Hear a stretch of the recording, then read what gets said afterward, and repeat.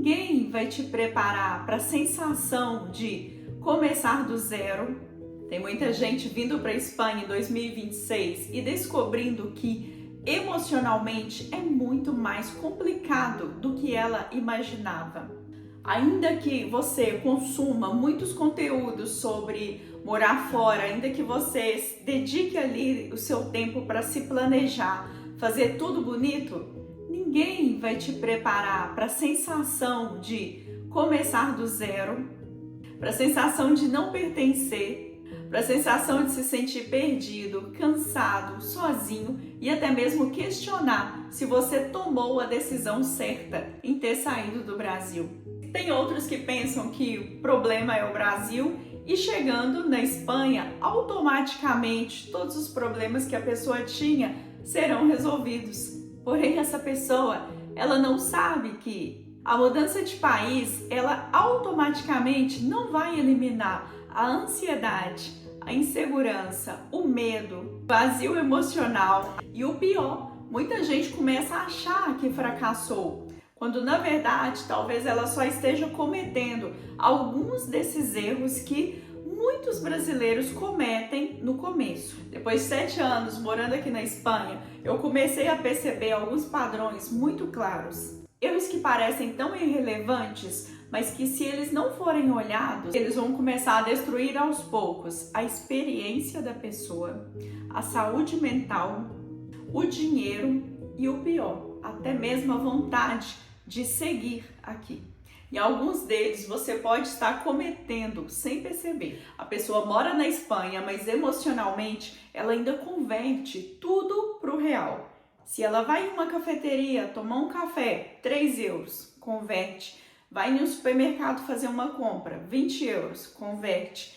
Ela quer ter ali uma vida social, 50 euros, ela vai converter. E isso faz com que essa pessoa entre em um estado de escassez tão grande que ela não vai conseguir viver, sair, socializar, experimentar coisas novas.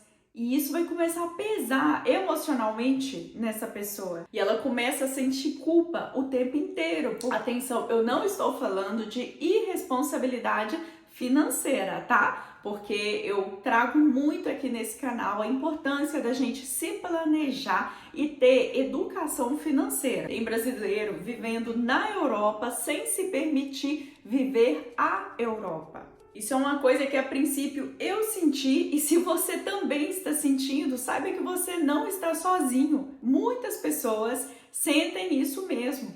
A imigração mexe com a nossa identidade, com a nossa autoestima, com o nosso pertencimento. E às vezes não é que você tomou a decisão errada, você só está trilhando um caminho com a mentalidade que você já deveria ter deixado lá no Brasil. Outro erro gigante que eu vejo, subestimar a solidão quando se imigra. Eu não estou falando só de sentir saudade da família, dos amigos, do seu país. Eu estou falando de ninguém conhecer a sua história naquele lugar. No Brasil você tinha rotina, amigos, família, trabalho, pessoas que de fato conheciam você pela sua essência. Aqui, muitas vezes, você vira só o brasileiro.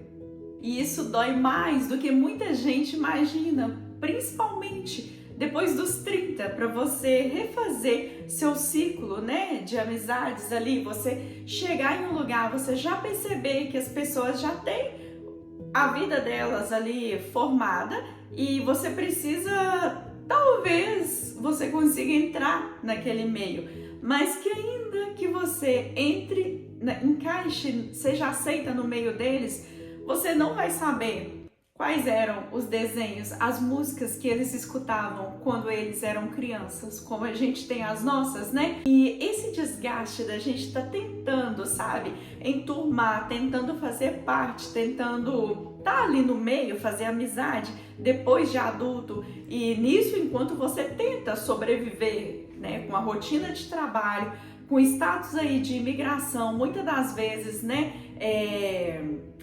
sem documento ainda, tentando ajeitar ali a sua situação, às vezes cansa. E muita gente se fecha ao ponto de falar, ai, quer saber, não tô a fim de socializar e acaba indo de casa para o trabalho, trabalho para casa, às vezes vai em uma academia para poder distrair e pronto, a vida dela acaba sendo aquilo ali, porque muitas das vezes essa pessoa aguenta trabalhar pesado, o que ela não aguenta é a sensação de não pertencer a lugar nenhum. Outro erro silencioso, não tratar o espanhol como prioridade. Às vezes por achar que é parecido com português, eu me viro, é só falar ali um portunhol que dá. E gente, não é só um idioma. Você falar o idioma correto do país vai te permitir com que você tenha mais oportunidades, vai te dar mais segurança, vai te dar mais independência para você resolver suas coisas, para você ir no médico, para você pegar um transporte público, viajar, fazer N coisas. Eu entendo o medo, eu também senti muito medo quando eu não falava. Eu cheguei aqui, eu fiquei travada e o que me travava é o que eu percebo nas pessoas agora. Muitas das vezes é o medo de falar errado, a vergonha do sotaque. Não precisa de ter vergonha de ter sotaque. Eu falo espanhol com o meu sotaque de estrangeira. Todo mundo, hora que eu falo, antes eu morria de vergonha quando as pessoas falavam. Hoje, quando fala, é brasileira, eu tenho orgulho. Eu sim, sou brasileira. Porque na minha cabeça, automaticamente, isso é uma soma. Sou brasileira e bilíngue. Não é uma vergonha como sou brasileira, estou falando errado, como a Ivânia de antigamente pensava. Então hoje eu consegui desconstruir isso, sabe? E se você conseguir também, só vai te abrir as portas, porque isso vai permitir com que você se integre na cultura, vai permitir com que as portas se abram para você. Tem brasileiros vivendo há anos aqui em uma bolha onde eles não falam o idioma, eles falam apenas umas palavras pontuais ali para sobreviver e acaba que o lugar que eles frequentam, eu falo de pessoas do meu convívio, eles fazem o pedido, a pessoa passou a entender o português porque a pessoa não fala espanhol e eu tô falando de gente que tá aqui há mais de 10 anos. Por que isso acontece? Porque essas pessoas nunca enfrentaram um desconforto de aprender de verdade. Tem gente que sai do Brasil, mas o Brasil não sai da pessoa. E essa pessoa chega aqui na Espanha querendo viver com os hábitos que ela tinha no Brasil.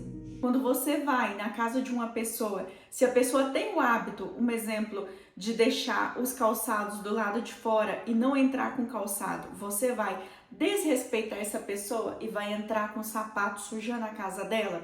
Não, eu te garanto que você vai respeitar e vai deixar o seu sapato do lado de fora, porque foi você que chegou na casa dessa pessoa. O mesmo acontece aqui, nós chegamos na casa deles, na Espanha. Então, não é que uma cultura seja melhor que a outra, simplesmente que uma não invalida a outra, ambas têm que se respeitar, porém, como estamos na Espanha, a gente tem que se adaptar à cultura espanhola e não os espanhóis se adaptar à nossa cultura.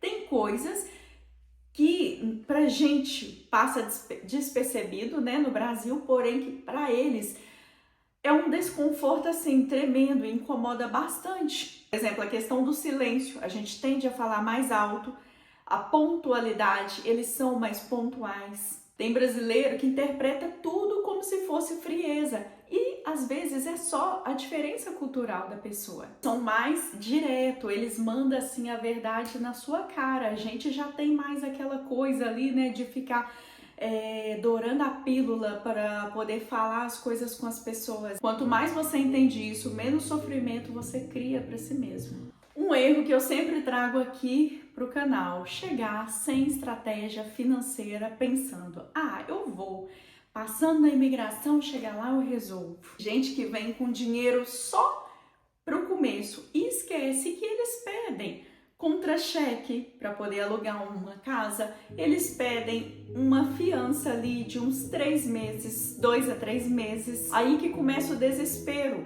Tem inclusive uma amiga minha que ela me comentou recentemente de um rapaz que ele chegou com um filho de 8 anos e o dinheiro dele acabou, ele não veio com a reserva suficiente para ele e para o filho e eles estão morando em um albergue. E isso acontece por quê? Porque a pessoa não se planeja e quando ela chega aqui, ela se depara com uma realidade que ela não consegue sustentar, não consegue voltar e ela acaba tendo que dividir o quarto, né, com outras pessoas em uma situação de vida precária para ela e o pior, para o filho dela ainda. Aceita qualquer situação, tudo isso porque a falta de planejamento custa caro. E agora eu vou falar de um erro mais moderno de todos: consumir a imigração como entretenimento. A pessoa, ela adora ver vlog de viagem, vídeo de supermercado. Eu mesmo tenho aqui vídeo no canal, né, de compra, o que eu consegui comprar com 20 euros. Porém, essa pessoa, ela foca apenas na parte turística, ela não estuda sobre a documentação, sobre os meios legais de estar no país, sobre como funciona para você conseguir, né, ficar legal naquele país, sobre os trabalhos, sobre o custo de vida, sobre a estratégia, sobre o que ela precisa de fato fazer para ela ter sucesso na imigração. A pessoa se prepara emocionalmente para o sonho, que ela começa a sonhar ali com aquele monte de vídeo que ela vê de rotina, de vlog, né, de turismo, de café e tudo mais. Porém, estrategicamente, ela tá perdida, ela não sabe o que fazer. Então, por isso que acaba sendo comum a gente encontrar pessoas aqui com mais de 20 anos sem a permissão de residência, pessoas com, às vezes, com a permissão de residência, mas sem a nacionalidade, porque acha que é bobeira correr atrás, acha que é difícil, acha que é caro, acha que não consegue, acha muita coisa e não estuda, não procura saber para poder evoluir. Apesar de tudo isso que eu te contei, particularmente eu ainda acho que a imigração pode transformar uma vida. Transformou a minha. Mas hoje eu percebo uma coisa com muita clareza: o fato de você sair do Brasil não resolve automaticamente todos os conflitos que você tem dentro. Você continua sendo você, porém longe de tudo que era familiar para você. E talvez seja por isso que a imigração amadureça tanto algumas pessoas e destrói emocionalmente outras. Porque morar fora amplifica quem você já é na sua essência. No fim, o maior erro talvez não seja vir para a Espanha. O maior erro é achar que você sair do Brasil vai eliminar a necessidade de você se reconstruir. Agora eu quero saber qual desses erros você já cometeu ou você já viu outros brasileiros cometendo aqui no início. Comente aqui. Muito obrigada por ter me assistido. Fique com Deus. Um beijo muito carinhoso. Tchau!